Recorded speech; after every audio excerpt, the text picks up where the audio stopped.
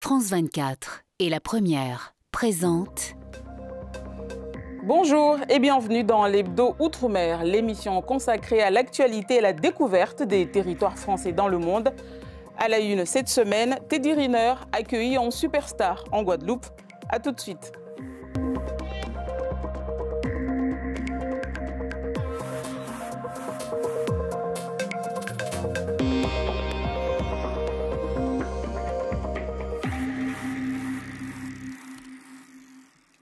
Mais d'abord, ces factures d'eau exorbitantes, multipliées par 2, voire par 100, c'est une réalité à Mayotte. Une situation incompréhensible pour de nombreuses familles mahoraises. Taslima Abdouhamza, Assadi, Razafitseino. 4 000 €, c'est le montant astronomique de la dernière facture d'eau de Saïd Mdala. D'habitude, j'ai toujours 40 €, 50 €. Et aujourd'hui, on me dit que ma facture vient à 4 000 €. Là, c'est impossible, là, donc je ne comprends pas. Pour y voir plus clair, ce père de famille souhaite faire appel à un expert afin de détecter d'éventuelles fuites d'eau. Il y a de l'eau et le compteur ne tourne pas. Moi, je ne paierai pas l'argent que je n'ai pas consommé, de l'eau que je n'ai pas consommée. Il est loin d'être un cas isolé. Devant les bureaux de la Société mahoraise des eaux, les usagers arrivent et repartent visiblement mécontents. Ma mère payait 100 et 200 € facture et là 433 €, c'est cher quand même. Ma facture est très salée parce qu'auparavant je recevais une facture de 50 € et là je reçois une facture de 200 € et je pense que je ne vais pas le payer du tout. Comment faire face à de telles factures d'eau exorbitantes? L'Association des consommateurs mahorais recommande plusieurs démarches, dont la contestation de la facture. Nous allons voir avec l'aide d'un avocat comment faire pour pouvoir dénoncer, pour ne pas payer des factures à n'en pas finir à chaque fois très chères. Depuis que les factures d'eau ne sont plus couvertes par l'État à cause de la crise, de nombreuses personnes se plaignent de leur montant trop élevé. De son côté, la Société mahoraise des eaux n'a pas répondu à nos demandes. Véritable institution en Martinique, l'hôtel La Batelière est mis en redressement judiciaire. Les salariés se disent satisfaits de cette décision. Ils ont encore l'espoir d'un sauvetage de leur outil de travail, soit par les dirigeants actuels ou de futurs repreneurs. La date limite pour présenter un projet de rénovation et de gestion solide est fixée au 21 octobre.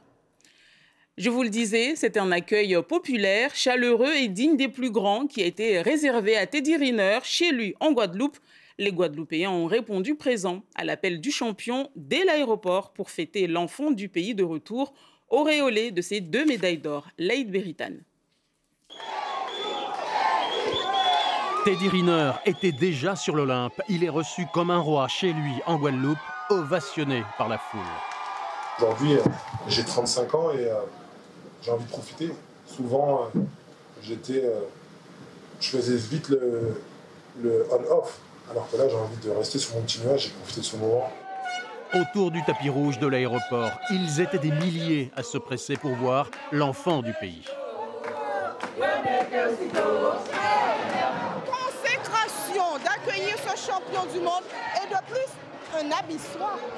Nous sommes fiers de ce grand homme. En bus à Impérial, l'arrivée sur la place de la Victoire à Pointe-à-Pitre du champion olympique est triomphale. Une chaleur humaine qui va même surprendre l'enfant de vieux habitants. Je ne peux pas dire que je m'attendais à ça. Je pensais que ça allait faire comme d'habitude à l'aéroport. Mais j'ai peut-être sous-estimé la population guadeloupéenne. Et franchement, ça fait plaisir de voir un accueil chaleureux comme ça. Franchement, merci, parce que voilà, j'ai envie de profiter de cette médaille, j'ai envie de la savourer. Au rythme du carnaval et défilé au pas de course dans les rues de la ville jusqu'au Memorial Act, le triple médaillé olympique ne sera resté que 24 heures en Guadeloupe.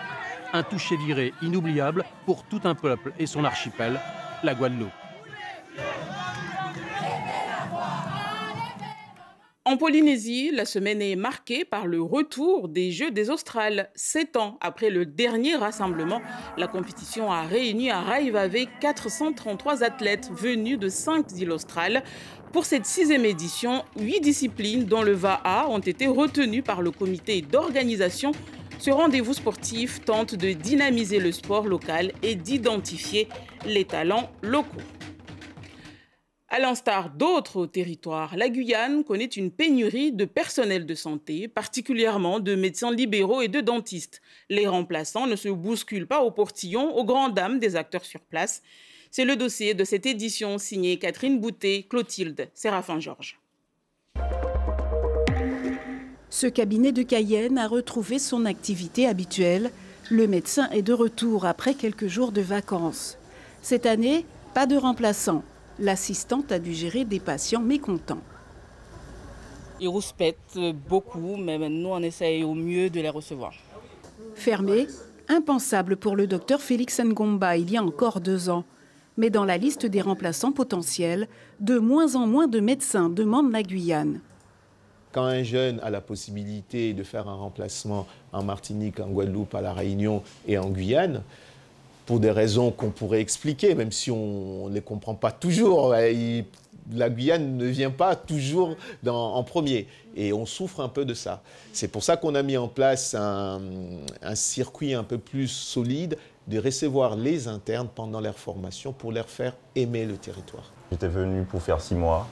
Et au final, comme j'ai apprécié la Guyane, ça fait 3 ans que j'y suis. J'ai fait tout mon internat ici et puis bientôt, normalement, je le termine d'ici 3 mois. La pénurie concerne aussi les chirurgiens dentistes. Pour avoir un rendez-vous, les patients doivent parfois attendre 2 mois. Sans avantages fiscaux, là encore, difficile d'attirer. Il y a des primes à l'installation, mais ce sont des primes qui sont allouées principalement aux praticiens qui veulent ouvrir un cabinet. Sauf que dans un cabinet, on est à la recherche de remplaçants, on est à la recherche de collaborateurs. Et ces collaborateurs-là ne bénéficient pas justement de ces dispositifs-là. Profession sinistrée également, les pharmaciens. Le territoire compte 51 officines et pas assez de professionnels. Sarita Bafo en a racheté une il y a 4 ans. Elle a une adjointe, mais il aurait fallu 2 pharmaciens de plus. Conséquence, quand elle part en vacances, du coup, je dois travailler de 7h à 20h du lundi au samedi. Et c'est vrai que ça empathie un petit peu sur la vie de famille. Après, la charge de travail aussi est énorme. Une des solutions pour beaucoup de professionnels, que plus de jeunes Guyanais embrassent des carrières médicales pour ensuite revenir. Cette année, 22 étudiants de l'Université de Guyane sont admis en 2e année, filière médecine, odontologie et pharmacie. Une 3e année de médecine ouvrira dès la rentrée de septembre. Observer les baleines depuis un bus, c'est l'idée originale et pas chère mise en place à La Réunion. Une alternative au bateau qui attire nombre de touristes pour le prix de 2 tickets. Jean-Claude Toahir et Laura Chintou ont fait le trajet en bus. Regardez. Le bus est entièrement habillé aux couleurs de la baleine. Il s'agit d'une ligne régulière, mais elle a l'avantage de longer la côte ouest de Saint-Paul à Saint-Leu, avec sur son trajet une vingtaine de spots d'observation des cétacés. C'est la première fois que je la prends, donc il fait beau, il y a du soleil, la mer est bleue, on verra si on voit des baleines. Cette ligne s'adresse tant aux touristes qu'aux locaux. Parce qu'on sait que là, du coup, pendant les périodes de vacances scolaires, on a beaucoup d'enfants qui vont à la plage notamment. On sait que les petits-enfants, ils adorent les bus. En plus, un bus qui est couvert d'une baleine, on n'en voit pas tout le temps, on n'en voit pas partout. Et concrètement, ça permet de profiter des vacances à moindre coût et en ayant une sortie du coup avec les marmailles. Les baleines se sont montrées plutôt discrètes aujourd'hui. Et pour multiplier vos chances de les voir, vous pouvez télécharger l'application Baleine Terla, développée par Globis. L'association chargée de l'étude et de la protection des cétacés travaille en partenariat avec CarOest pour encourager ces observations depuis la terre ferme. C'est la forme d'observation la plus responsable, celle qui a le moins d'impact sur les cétacés. Le fait d'aller les voir en bateau ou de se mettre à l'eau avec eux génère des situations plus ou moins perturbantes, ce qui n'est absolument pas le cas lorsqu'on les observe depuis le littoral à distance. À ce jour, plus de 18 000 personnes ont téléchargé l'application et 4 à 5 000 l'utilisent quotidiennement.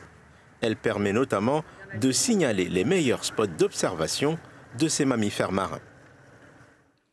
Des particuliers propriétaires d'une ou de plusieurs chambres d'un établissement hôtelier, c'est un nouveau concept qui fait des émules en Martinique. Une manière d'éviter les liquidations judiciaires ou de sauver des structures laissées à l'abandon. Exemple du domaine de Lens-Cariton qui renaît de ses cendres. Edilia et Jeanne Mormain, François Marlin. Plus une chambre de disponible, presque plus de place au bord de la piscine. Mais contrairement aux apparences, ceci n'est pas un hôtel. Gladys et son mari sont uniquement propriétaires de la terrasse. Hier, j'ai mis toutes les couleurs. Il y avait tellement de monde. Quand ils en ont fait l'acquisition, cela faisait 5 ans que le complexe hôtelier avait été liquidé. L'endroit était totalement abandonné.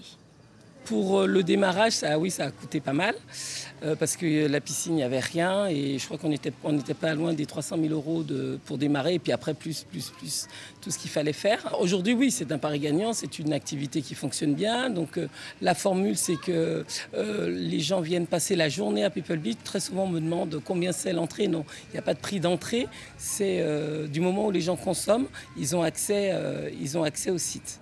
Quant à la partie hébergement, elle a été entièrement revendue à des particuliers. Ce logement appartient à l'un des rares Martiniquais membres de la communauté. 10 ans après son acquisition, il n'en revient toujours pas d'avoir fait une si bonne affaire. J'avais jamais investi dans l'immobilier, et toujours dans l'automobile. Hein. Donc j'ai dit pourquoi pas. Et puis ça a été facile, ça a été vite. Et aujourd'hui, le voici surbooké. Il y aura quelqu'un là. Ensuite là, et là c'est un point d'interrogation, la dame doit confirmer. Donc je n'ai pas un jour pour moi. Mais au bout du compte, tout le monde s'y retrouve, y compris les établissements toujours en service.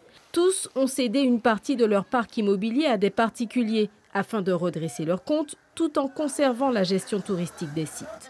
Concession minime face au risque de liquidation dont ils pourraient bien ne pas se remettre, comme ici au Marouba, site emblématique de la côte Caraïbe, laissé à l'abandon depuis 2015.